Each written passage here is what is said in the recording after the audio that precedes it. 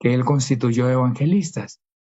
Entonces queremos diferenciar el propósito del ministerio de los apóstoles y de los profetas para explicarlos en la participación personal en la obra de Dios.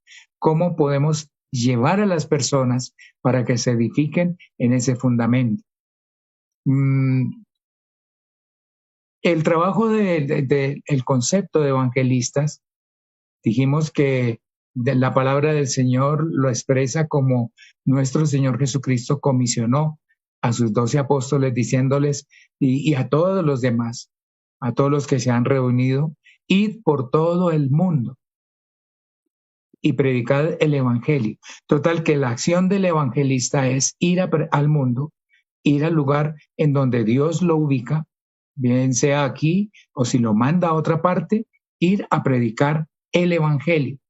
No es hablar de otra cosa, no es hablar de familia, no es hablar de cultura, aunque todo eso hay que tratarlo, pero como herramientas para predicar el evangelio. ¿A quién? A toda criatura. No podemos hacer discriminaciones, hacer acepción de personas que a unos sí y a otros no. Está tan necesitado de Dios el indigente que camina por las calles como la persona que tiene algún cargo honorífico en algún área del gobierno, distrital, departamental, nacional. Si no ha recibido a Jesucristo como Salvador, es un prospecto para el Evangelio. Dios quiere cambiarle su vida y seguramente que si el Evangelio los tocara y se dejan afectar, muchas cosas cambiarían, porque va a encontrar sentido a lo que dice la Escritura: el que robaba no robe más, el que hurtaba no hurte más, trabaje con sus manos para que tenga que compartir con el que padece necesidad. Total que esto que el Señor nos ha encargado es para que en esa predicación del Evangelio, de las buenas nuevas de salvación, los traigamos al fundamento de los apóstoles y profetas. Hoy vamos a tratar esto de quiénes son responsables del evangelismo. ¿Quiénes son responsables del evangelismo? Entendiendo que la esencia del trabajo, como ya lo vimos, es anunciar las buenas nuevas. Los noticieros de cualquier país del mundo, de cualquier cadena de televisión, de radio, están anunciando tragedias, sufrimientos, aflicciones, por dos razones: porque es lo que más abunda, pero también porque las personas quieren oír eso más que de pronto sentarse a ver un programa educativo en la televisión, por ejemplo. No, se quiere cambiar el canal a donde hay robos, intrigas, violencia, desvíos morales. Y a todas esas personas hay que anunciarles que Dios no quiere condenarlos, que hay una buena noticia. El Señor Jesucristo nació, se manifestó en carne para podernos salvar. Y por eso hay oportunidad para el ser humano. Esto de la responsabilidad del evangelismo, de anunciar las buenas nuevas, pues podemos encontrar que los primeros que fueron comisionados fueron los apóstoles. ¿Sí? Los apóstoles fueron comisionados para anunciar. El Señor les dio la comisión. Pero además de ellos, hubo otro grupo dentro de la iglesia que son los evangelistas, justamente. Los evangelistas es un grupo en donde hay más personas. El grupo de los apóstoles estaba cerrado a los 12, y si una persona, Pedro, Juan, Jacobo, Felipe, Bartolomé, Tomás, Mateo, cualquiera de ellos, desde luego que es un evangelista. Así como seguramente algunos de ustedes recuerdan los diagramas de Venn que se usaron en la teoría de conjuntos. Aquí el conjunto de apóstoles es un subconjunto de los evangelistas. Eso quiere decir que todos los apóstoles son evangelistas. Pero el hecho de que haya algunos elementos por fuera nos deja ver que pueden ser evangelistas sin ser apóstoles. Ya, ser evangelistas sin ser apóstoles. Y ahora encontramos que hay una comisión mucho más grande a todos los creyentes. Una cosa es ser un evangelista como Felipe, por ejemplo, y otra cosa, ser un creyente que evangeliza. Había en esa época de la Iglesia Apostólica hombres que iban llevando el Evangelio, predicando el Evangelio, que no se quedaban quietos en un lugar, sino que iban llevando el Evangelio, y generalmente cuando se establecía una iglesia, le abrían el espacio a los pastores y maestros para que pudieran atenderla y continuar el perfeccionamiento de los santos. Pero a cada uno que se iba convirtiendo, se le transmitía, se le comunicaba esa comisión de predicar el Evangelio a las personas que tenía a su alrededor, a su familia. Por eso, todos los creyentes tenemos que ver con la responsabilidad de anunciar las buenas nuevas. Total, que cada evangelista que tenga un ministerio especial dado por Dios como evangelista, desde luego que es un creyente, igual que los apóstoles son creyentes. Pero hay creyentes, son feligreses, pero no tienen ese ministerio como evangelista. Él testifica, él cuenta, él muestra con su vida la transformación que Dios hizo y está evangelizando, pero como que no es su quehacer dentro del cuerpo del Señor ir de un lugar a otro llevando las buenas nuevas, como si ocurre con algunos que han identificado que eso es lo que llena sus vidas. ¿Sí? Así como a los apóstoles los escogió el Señor, los evangelistas también. Él es el que capacita, da talentos y da dones para que la persona pueda predicar con facilidad y predicar con eficiencia, con efectividad, con eficacia el Evangelio. Yo creo que usted también ha conocido personas que, aunque no tengan una forma muy amplia de conversar, digamos que tengan una oratoria muy buena, pero hablan de Jesucristo y lo hacen de pronto de una manera que puede sonar hasta brusca, ¿sí? O de una manera como muy rogando, pero lo cierto es que Dios mueve a las personas y reciben eso que el Señor quiere darles, y se mueven y van y acuden. ¿Por qué? Porque Dios está respaldando ese ministerio que le entregó a ese evangelista. Nosotros podemos, desde nuestra condición como feligreses, como parte del cuerpo del Señor, hacer obra de evangelista. Y seguramente que podremos encontrar que de verdad Dios nos usa y que en la medida en que le permitamos a Él obrar, pues que todos nosotros tengamos esa oportunidad. Esto de la responsabilidad del Evangelio, de comunicar buenas nuevas, se expresa de una forma más amplia, como lo hemos visto en el Nuevo Testamento.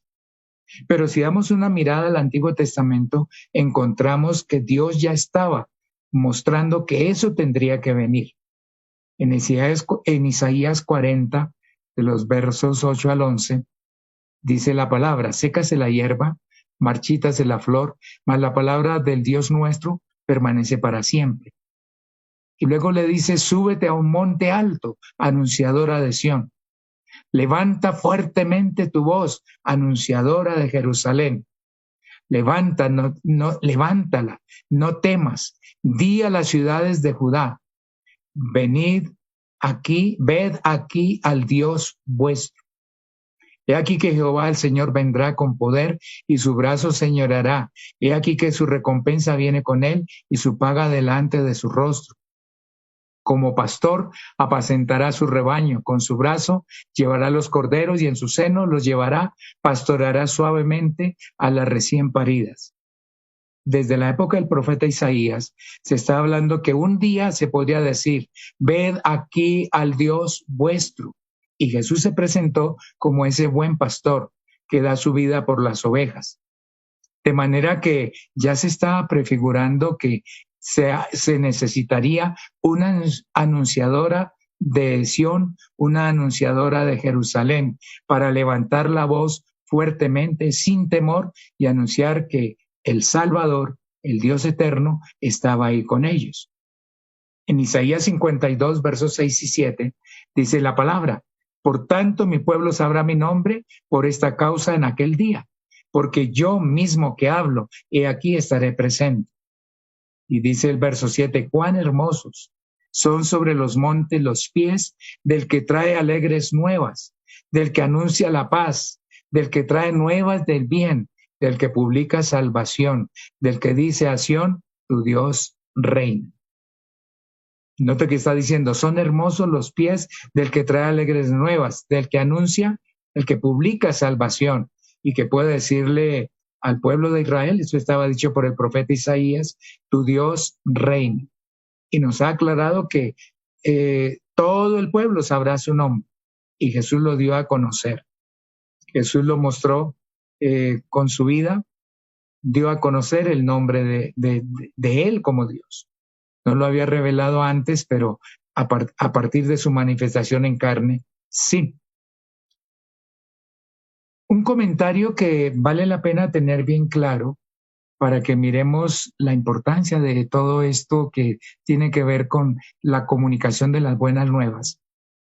Encontramos que el verbo evangelizar se usó desde el Antiguo Testamento y se usó en el Nuevo Testamento, el uno en hebreo, el otro en griego, y que se tradujo a español como evangelizar, esa acción de publicar las buenas nuevas.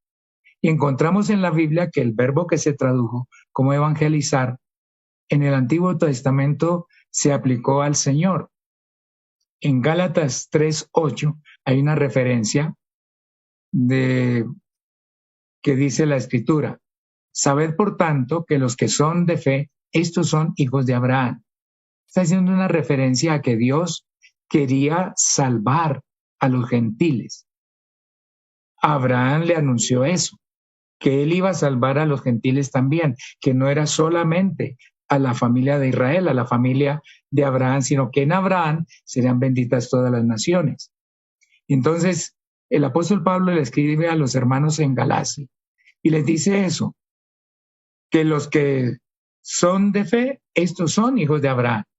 Y la Escritura, previendo que Dios había de justificar por la fe a los gentiles, dio de antemano la buena nueva a Abraham, diciendo, en ti serán benditas todas las naciones. Y note que el Espíritu Santo inspiró al apóstol Pablo para que escribiera que Dios le dio las buenas nuevas, la buena nueva a Abraham. ¿Y cuál era esa buena nueva? Que en él, en su descendiente, en su simiente, serían benditas todas las naciones. La expresión hebrea goyim, que se traduce como gentil, era justamente eso. Y para los hebreos era extraño, los israelitas, ¿cómo así que Abraham también es padre de los gentiles, de la gente que no nació del pueblo de Israel? Justamente Dios mismo le testificó a Abraham que esa buena noticia era para que él la tuviera presente y que cuando se leyera hoy, viéramos que Dios sí le había previsto a Abraham ese anuncio. En Lucas 20, de los versos 1 al 8, encontramos una narración tan bonita. Sucedió un día que enseñando Jesús al pueblo en el templo y anunciando el evangelio. Note, le está hablando a Israel en el templo, pero está anunciando el evangelio, esa buena noticia de que Dios salvaría también a los gentiles. Llegaron los principales sacerdotes mientras Jesús estaba anunciando el evangelio. No vino a traer una reforma tributaria, una reforma política, no vino a manifestarse en el imperio romano y a tener una curula ya en el senado romano. No, él vino a las ovejas perdidas de la casa de Israel. ¿Y qué les traía? El evangelio. Esa buena noticia de que Dios había llegado en el cumplimiento del tiempo, que estaba con ellos para salvarlos.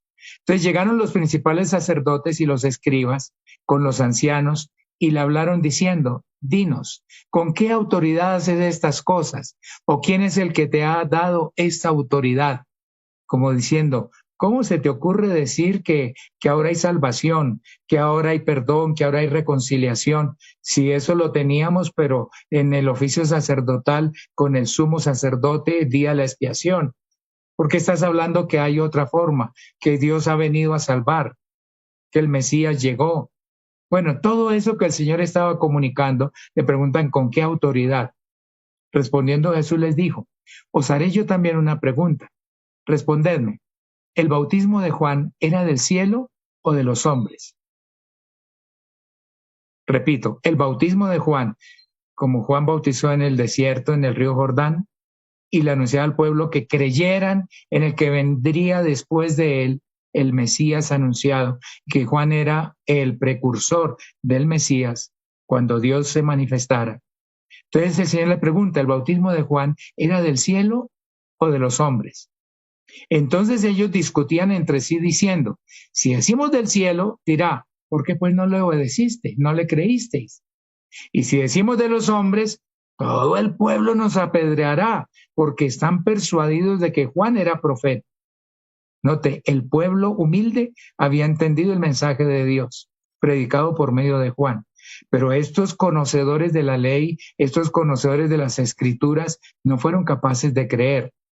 Y aquí pues están tratando de sorprender al Señor con una pregunta capciosa para ver de dónde saca esa autoridad. Y Él les hizo la pregunta. Entonces, como no llegaron a una decisión, respondieron que no sabían de dónde fuese. No sabemos si ese bautismo, si esa predicación es del cielo o es de los hombres. Entonces Jesús les dijo, yo tampoco os diré con qué autoridad hago estas cosas. Si ustedes no me quieren decir para no comprometerse, no me hagan comprometer delante de ustedes. Ellos querían que dijera, yo soy el Mesías, para poderlo apedrear por impostor. Y Jesús sí era el Mesías. Y de hecho se lo declaró en alguna ocasión a la mujer samaritana y al hombre al que le había sanado los ojos cuando estaban a solas. Yo soy el que habla contigo, mujer, le dijo a la samaritana. Y al otro cuando le dijo, ¿crees tú en el Hijo de Dios? ¿Quién es Señor para que crea? Soy yo el que habla contigo. Y el hombre lo adoró y Jesús le permitió. Entonces ellos vienen aquí y no se dan cuenta que desde la época de Abraham el Señor ya había anunciado que se proclamarían las buenas nuevas, esa buena noticia, que los gentiles serían salvos juntamente con el pueblo de Dios, con el pueblo de Israel. Pero además de ese carácter de evangelizar, esa acción que Dios hizo, comunicar las buenas nuevas, también los apóstoles recibieron esa comisión.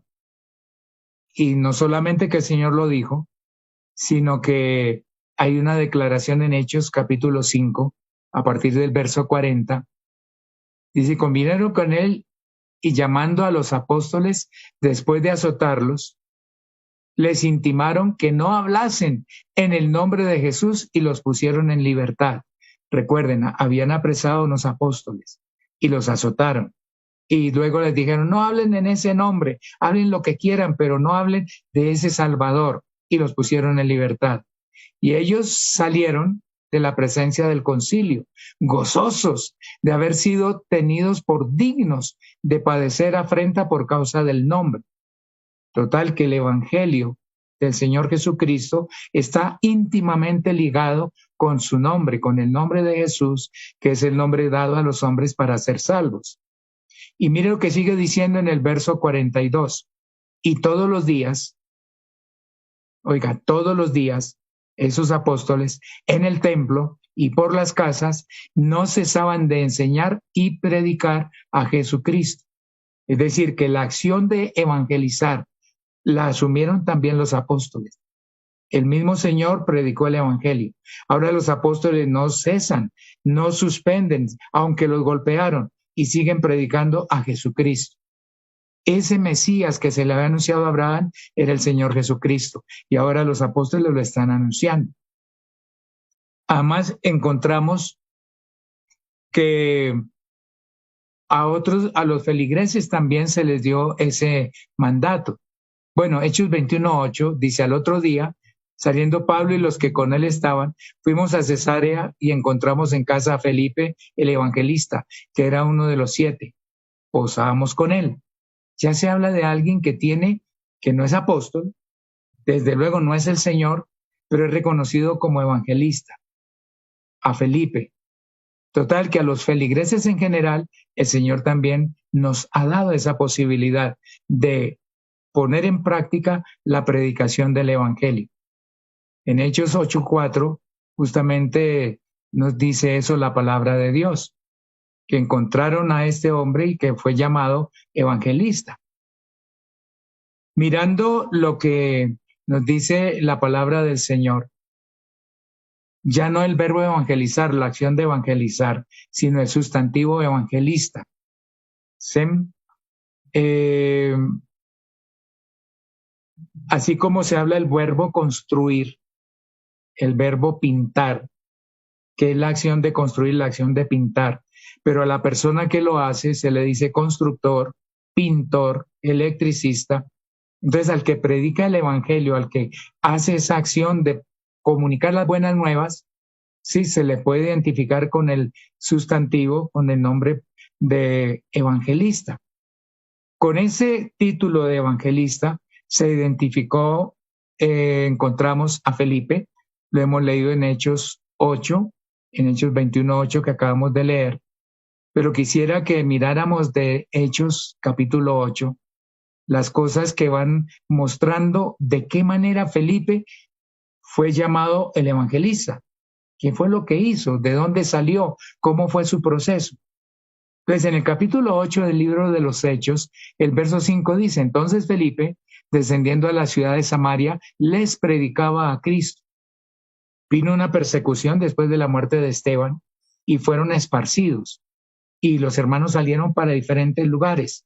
Pero nos cuenta en el libro de los Hechos que Felipe se fue a Samaria y les predicaba a Cristo. Encontramos que allá lo oyeron, que había un mago que los tenía engañados, haciéndoles creer que sus artes mágicas eran el poder de Dios. Pero dice el verso 12, pero cuando creyeron a Felipe, que anunciaba el evangelio del reino de Dios, predicar a Jesucristo es anunciar el evangelio del reino de Dios, y el nombre de Jesucristo se bautizaban hombres y mujeres. Es decir, que hay una consecuencia cuando el evangelista evangeliza, cuando anuncia la esencia del evangelio, que es la salvación en el nombre de Jesucristo. Entonces se bautizaban hombres y mujeres. Total que hubo un resultado de ese trabajo evangelístico. Más adelante, el mismo capítulo 8, encontramos en el versículo 35, ¿sí? Después de que ya Felipe recibe la orden de Dios de descender por un camino desértico y en cambio de objetar se va y el Señor le muestra que se junta a un carro y comienza a hablar con un eunuco funcionario de Candace. Entonces dice la escritura, entonces Felipe, abriendo su boca y comenzando desde esta escritura, le anunció el evangelio de Jesús. Es decir, que Felipe tomó la escritura que el eunuco iba leyendo, de que como cordero a la muerte fue llevado, de quien dice esto el profeta, y partiendo de ahí le anunció el evangelio de Jesús. Los evangelistas hacen eso, parten de lo que el hombre tiene, de lo que el hombre está pensando, y le anuncian el evangelio de Jesús.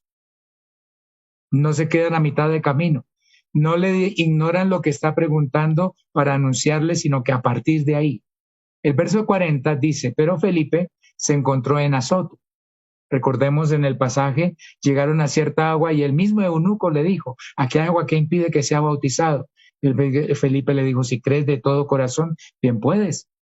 Y mandó parar el carro, descendieron al agua, Felipe y el eunuco, y lo bautizó. Vino un derramamiento del Espíritu Santo y el Espíritu arrebató a Felipe. Y el eunuco no lo vio más, pero siguió gozoso su camino. Un feligrés con corazón de evangelista ahora. Y así comenzó la iglesia en Etiopía. ¿Pero qué ocurrió con Felipe? Dice el verso 40. Pero Felipe se encontró en Azoto, una ciudad, y pasando anunciaba el evangelio en todas las ciudades hasta que llegó a Cesarea. Por donde quiera que va, el evangelista, ¿qué hace? Evangeliza. ¿Qué hace el pintor? Por donde quiera que va, pinta. ¿Qué hace el constructor? Por donde quiera que va, construye. Lo contratan aquí, lo contratan allá. Claro, él tiene que vivir de la construcción, de la pintura. Bueno, Dios sustenta a sus evangelistas y dio las indicaciones. El obrero es digno de su salario. No se preocupe que yo me encargo de eso. Hay un detalle que es bien importante mirar y es que Felipe no fue contado como apóstol. En el versículo 14 del mismo capítulo 8, cuando los apóstoles que estaban en Jerusalén oyeron que Samaria había recibido la palabra de Dios, enviaron allá a Pedro y a Juan, estos sí eran apóstoles, los cuales, habiendo venido, oraron por ellos para que recibiesen el Espíritu Santo, porque aún no había descendido sobre ninguno de ellos, sino que solamente habían sido bautizados en el nombre de Jesús. Es un pasaje muy bonito que muestra cómo en la labor del evangelista los llevó hasta ahí. Se salvaron, están salvos, pero tenemos que darles o tienen que recibir ese poder para servir al Señor, para ministrar a otros. Entonces, los apóstoles enviaron a Pedro y a Juan. Por eso el sentido de apóstol es enviado. Pedro, aunque tomó la iniciativa y algunos han querido tomarlo como el más importante de todos, noten que aquí los apóstoles lo enviaron. Es decir, que hay una autoridad que está por encima del apóstol en particular y es la autoridad del grupo de apóstoles, a Pedro y a Juan. Y cuando llegaron, impusieron las manos y Dios comenzó a llenar con el Espíritu Santo. Felipe no dijo, no, pero ¿por qué no me nombraron a mí? Deme eso. No. En cambio, Simón el mago sí quiso tener ese don. Le dijo, no, eso no es para todos. Esto es algo que Dios reparte como Él quiere. Hay otro que recibe la recomendación de constituirse en evangelista. Lo hemos leído muchas veces a Timoteo, en la segunda carta a Timoteo 4:5, Pablo le recomienda, pero tú sé sobrio en todo, soporta las aflicciones, haz obra de evangelista, cumple tu ministerio. Es decir, que podemos hacer nuestro ministerio en otra área, no tiene que ser como evangelista solamente, pero podemos hacer obra de evangelista. Aunque no tengamos el título, yo no soy pintor, pero puedo tomar un rodillo y pintar una pared, pero no vivo de eso, no es mi fuerte, no es lo que yo hago como servicio para los demás, pero yo puedo pintar, puedo construir algo. Pero el que tiene ese título, el que tiene ese ministerio, es porque Dios lo dotó para ello, especialmente. Timoteo tampoco fue contado con los apóstoles. Mire que en la segunda carta a los Corintios, capítulo 1, versos 1 y 2, Pablo introduce la carta diciendo, Pablo, apóstol de Jesucristo, por la voluntad de Dios, y el hermano Timoteo, a la iglesia de Dios que está en Corinto, con todos los santos que están en toda Acaya, gracia y paz a vosotros, de Dios nuestro Padre y del Señor Jesucristo. No dijo que nosotros somos apóstoles, no. Ser evangelista no lo constituye en apóstol, son ministerios diferentes. Aunque todos los apóstoles hagan trabajo evangelístico, sean evangelistas, pero no todos los evangelistas son apóstoles. En la carta a los Colosenses, también en la introducción Pablo dice, Pablo, apóstol de Jesucristo, por la voluntad de Dios, y el hermano Timoteo, y vuelvo a insistir, el hermano Timoteo, a los santos y fieles hermanos en Cristo que están en Colosas, gracia y paz sean a vosotros, de Dios nuestro Padre y del Señor Jesucristo. De tal manera que podemos decir que si bien le dice a sobra de evangelista, Sem, tú eres evangelista, hazlo cumpliendo tu ministerio, no lo incluye como si fuera apóstol. ¿A quiénes más se les ha aplicado ese sustantivo, ese nombre de evangelista? Bueno, a otros ministros, que es lo que hemos leído una y otra vez en Efesios 4:11, que nos dice la Escritura, y el que descendió es el mismo que también subió por encima de todos los cielos para llenarlo todo. Y él mismo constituyó a unos apóstoles, a otros profetas, a otros evangelistas, a otros pastores y maestros, a fin de perfeccionar a los santos para la obra del ministerio, para la edificación del cuerpo de Cristo, hasta que todos lleguemos a la unidad de la fe y del conocimiento del Hijo de Dios, a un varón perfecto a la medida de la estatura de la plenitud de Cristo. Entonces note que hay campo para muchos más. Él mismo constituyó apóstoles, profetas, y pare de contar, pero ahora hay evangelistas que tienen ese trabajo, anunciar las buenas nuevas para atraer a los perdidos al fundamento de apóstoles y profetas, y que pueda continuar el trabajo los pastores y maestros de quienes hablaremos la próxima vez. Reflexionemos y nos despedimos en esta noche. ¿A qué me trajo Dios a esta Samaria? De pronto usted dice, yo no entiendo por qué me mandaron, me trasladaron de un puesto que tenía en mi empresa y me mandan para esta ciudad, para este lugar. ¿Por qué terminé yo aquí? Pudiera parecer un camino desértico o una ciudad demasiado perversa, conformada por gente mezclada. Samaria era sinónimo de gente que se había mezclado, no eran israelitas puros. Y entonces, ¿para qué vino la dispersión? ¿Por qué la persecución? Y Felipe se encontró en Samaria. Bueno, Dios lo llevó para que evangelizara allá. Dios quería que él evangelizara en Samaria y por eso terminó allá. Pregúntese, ¿por qué Dios nos tiene en ese barrio? ¿Por qué Dios lo tiene en ese vecindario? ¿Por qué Dios lo tiene en esa empresa, en esa universidad, en ese colegio? ¿Será su Samaria? ¿Será mi Samaria? Y así como Felipe no objetó cuando el Señor le dijo, desciende por ese camino que es desértico. Dijo, pero Señor, ¿cómo así? No, podemos decir nosotros, Señor, llévame aún por el camino desértico, por el camino desolado, por el camino de la pérdida, por el camino de la enfermedad, por donde sea. Hay hermanos que han pasado por un cuadro de salud delicado, fueron hospitalizados y aunque tuvieron que operarlos, pero después tuvieron que reconocer que no llegaron allá gratuitamente, no llegaron por causa de la cirugía o del tratamiento médico, sino que había una necesidad de alguien a quien le compartieron el Evangelio. Se encontraron allá. Recuerdo un hermano de Campo Hermoso que cuando le dijimos lleve al niño para que el médico revise, porque el ojito está muy saltado, está como muy fuera de la órbita. Y él dijo, no, yo lo llevo allí. Pero finalmente la cosa se complicó y tuvieron que como familia llevarlo a hospitalizar. Y allí en el hospital tuvieron que compartir habitación con otro niño que tenía una gusanera en la cabecita, una cantidad de gusanos que le hervían de ahí. Pudieron testificarle a la mamá, pudieron hablarle de todo lo que el Señor tenía para salvarlos, oraron por el muchacho y el Señor lo sanó de esa gusanera. Y después de que eso pasó, vinieron los médicos y dijo, no, ya el tumor que había, que estaba presionando el ojo de su hijo, ya no está, no hay necesidad de cirugías, ya vamos a seguir un tratamiento y hasta luego, váyanse. Ellos pudieron ver que Dios había usado esa situación tan dolorosa, mi hijo, un tumor, el ojo saliéndose de la órbita. Dios lo podía haber sanado en la casa, pero los dejó llegar al hospital porque era como ese camino desértico para poder predicar el Evangelio a una familia que no conocía al Señor.